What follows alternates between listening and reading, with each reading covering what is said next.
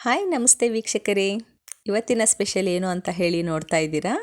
ನಮ್ಮ ತೋಟದಲ್ಲಿ ಫಸ್ಟ್ ಬಾಳೆಗೊನೆಯನ್ನು ಕಡಿತಾ ಇದ್ದೀವಿ. ಹೀಗೆ ಕಡಿಬೇಕಾದ್ರೆ ನಮ್ಮ ಕೆಲಸದವ್ರು ಹೇಳಿದ್ರು, ಫಸ್ಟ್ ಕಡಿತಾ ಇದ್ದೀರಾ, ಹೋಗಿ ನಮಸ್ಕಾರ ಮಾಡಿಕೊಂಡು ಬಾಳೆಗೊನೆನ ಕಟ್ ಮಾಡಿ ಅಂತ ಹೇಳಿದ್ರು.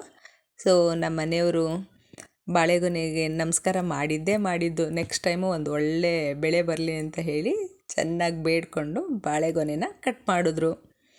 ನೀವು ಅನ್ಕೋಬೋದು, ಈ ಇರೋ ಬಾಳೆಗೊನೆ ಸೈಜ್ಗೆ ಏನು ಇಷ್ಟೊಂದು ಖುಷಿ ಪಡ್ತಾ ಇದ್ದಾರೆ ಅಂತ.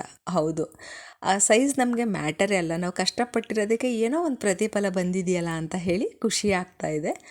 ಅದು ಅಲ್ಲದೆ ನಮ್ಮದು ಕಲ್ಲು ಜಮೀನು, ಯಾವುದೇ ರೀತಿ ಕೆಮಿಕಲ್ ಏನು ಯೂಸ್ ಮಾಡ್ದೇ ಫಸ್ಟ್ ಟೈಮೇ ಹೀಗೆ ಬಂದಿದೆ. ಅರೌಂಡ್ ಒಂದು 3-4 kg ಇರ್ಬೋದು. ಓಕೆ, ಪರವಾಗಿಲ್ಲ, ನಮಗೇನು ಬೇಜಾರಾಗ್ತಿಲ್ಲ. ಏಕೆಂದರೆ ನೆಕ್ಸ್ಟು ಇವಾಗೇನಂದರೆ ಭೂಮಿ ಫಲವತ್ತತೆ ಆಗ್ತಾ ಇದೆ, ನೆಕ್ಸ್ಟ್ ಬರೋ ಅಂಥ ಬೆಳೆ ಚೆನ್ನಾಗಿ ಬರ್ಬೋದು ಅಂತ ಹೇಳಿ ಒಂದು ಹೋಪನ್ನು ಇಟ್ಕೊಂಡಿದ್ದೀವಿ.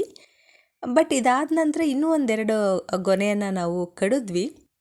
ಆ 2 ಗೊನೆ ತುಂಬ ಚೆನ್ನಾಗಿತ್ತು ಈ ಗೊನೆಗೆ ಕಂಪೇರ್ ಮಾಡಿದ್ರೆ. ನೋಡ್ಬೋದು, ಇಲ್ಲಿ ನಮ್ಮ ಮನೆಯವ್ರು ಇಟ್ಕೊಂಡು ಬರ್ತಿದ್ದಾರೆ. ಒಂದು 5 kg 5.5 kg ಆ ಥರ ಇತ್ತು. ಅವರ ಸಂತೋಷನ ಎಕ್ಸ್ಪ್ರೆಸ್ ಮಾಡೋಕ್ಕೆ ಆಗ್ತಿಲ್ಲ, ಮುಖದಲ್ಲಿ ನಗು ನೋಡಿ, ಅಷ್ಟು ಖುಷಿಯಾಗಿದ್ದಾರೆ ಅವರು ಇವತ್ತು. ಅವ್ರು ಪಡ್ತಿರೋ ಅಂತಹ ಒಂದು ಶ್ರಮಕ್ಕೆ ಪ್ರತಿಫಲ ಇವತ್ತು ನಾವು ನೋಡ್ತಾ ಇದ್ದೀವಿ. Thank you.